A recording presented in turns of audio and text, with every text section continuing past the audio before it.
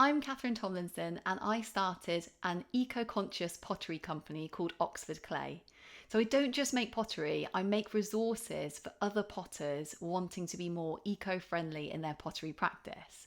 And that's what this podcast is all about. It's about sharing everything I've learned along my eco-conscious pottery journey with you. And I'm so glad you're here with me. Let's go.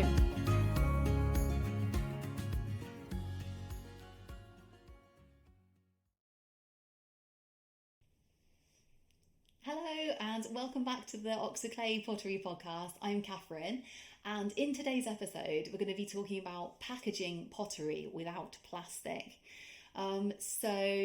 This is just something I thought might be quite interesting. If you're, say, like you've made something and you want to send it to somebody in the post, I thought I would talk through the exact packaging kind of methodology that I use, because I actually don't use any plastic, and that's a kind of conscious decision. On my part, I don't use any bubble wrap. Like bubble wrap is usually like the kind of go-to packaging material, isn't it, for like breakable items? Especially if you're like, you're sending them in the post. You don't want it to break your beloved pot. So, I just thought I'd go through with you really like what packaging I use, and so you can see that, like packaging without plastic is a possibility.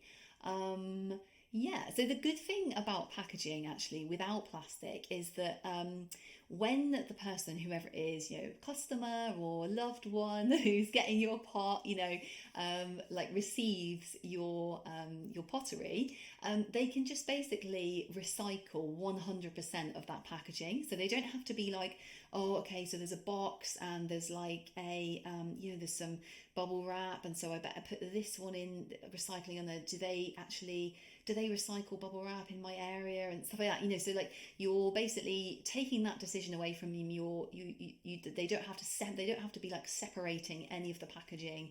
They can just like chuck the whole thing in the recycling, and even if they don't put it in the recycling, all of it will biodegrade. So it's not like a massive disaster if they haven't like recycled it.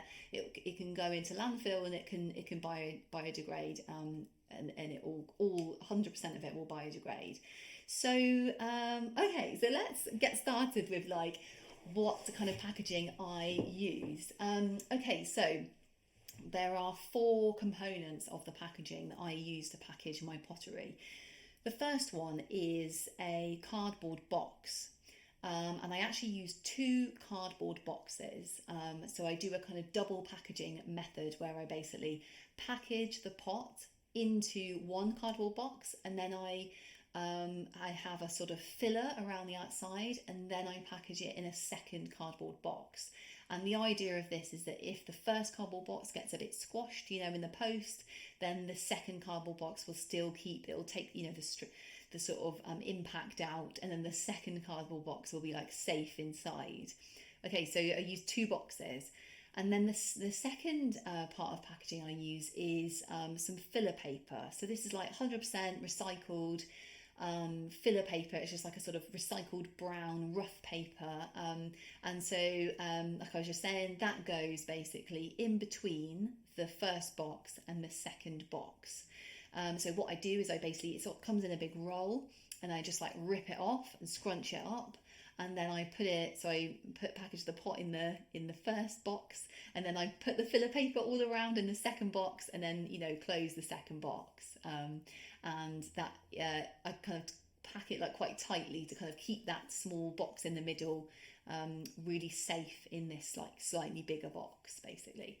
Okay, so we've got the two boxes, we've got the filler paper, and then the third thing I use is a paper tape.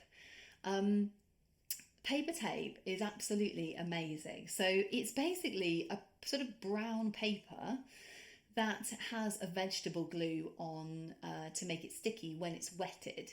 So the paper tape I use is from a packaging supplier, and basically it's as long as it doesn't get wet, it's fine. It can keep for ages. And what I do is I basically cut pieces off and I wet it with a sponge, and then when you stick it on paper, it actually permanently sticks. It's called like bonding, where it basically bonds the paper to the paper tape, and so it creates this kind of inseparable bond that then basically has to be kind of ripped off, and it rips the paper basically. So yeah, it's really in a way it's great, because it's like it's really strong, but in a way, like if you make a mistake, you're like, no, I just have to like start again or cut it all off, so like, because it really bonds that strongly. And the glue they use is like a vegetable starch based glue that's activated when it's wet.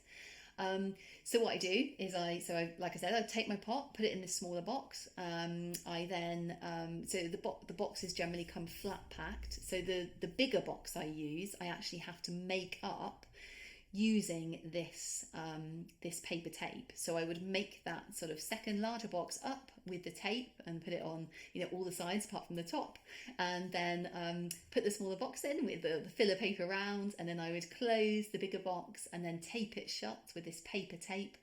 And then the fourth part of the packaging is that I wrap the whole thing in brown paper. So this is like a better quality paper than the filler paper. It's like a recycled brown paper. A bit like you'd see kind of for parcels. It's like a parcel paper basically. And I wrap, the bigger box, I basically wrap the whole thing in this brown paper that's recycled, and then I use this paper tape just to like seal it, just like you were wrapping a present basically. I was like wrap it up and then seal it with this tape, and then it's extremely strong. So like I said, that tape does not come off, and it's fantastic. So yeah, so that's how I wrap up my pots. And I've done it before where I've basically put sort of several pots in their individual boxes, and then because they're being given as gifts or something, and then I've put all of those in one larger box. So you don't have to always put just like one in a bigger box. You can put like lots more, and then you put the filler paper in, and then put it in a larger box. And there are loads of other things actually that are available, like loads of new packaging materials available, say like those biodegradable kind of vegetable, they almost look like a polystyrene, like a foam kind of like a peanut or something, like a large peanut, and like that filler, you can get that as well. But what I found is the paper is really fantastic because it's quite cheap and it's very accessible, and I can just store it here, and then when I need to send something, I just have all these things that have all the boxes flat packed, and I can just get them out, make up the box. You don't need to use bubble wrap, and there's so many options available now, and that I have to say that like I'd really recommend like 100% paper packaging, because like I said, your customer, the person who's receiving your pot can like just put the whole thing in the recycling bin. They don't have to be like separating tape or whatever.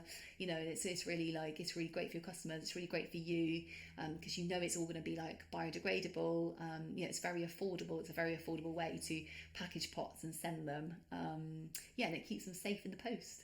So thank you so much for joining me on this episode about paper packaging your breakable items, paper packaging your pots, and I can't wait to see you on the next episode. And until then, very happy potting, and see you then. Bye.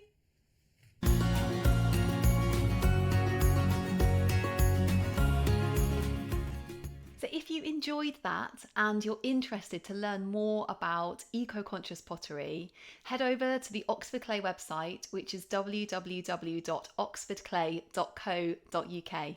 I can't wait to see you there.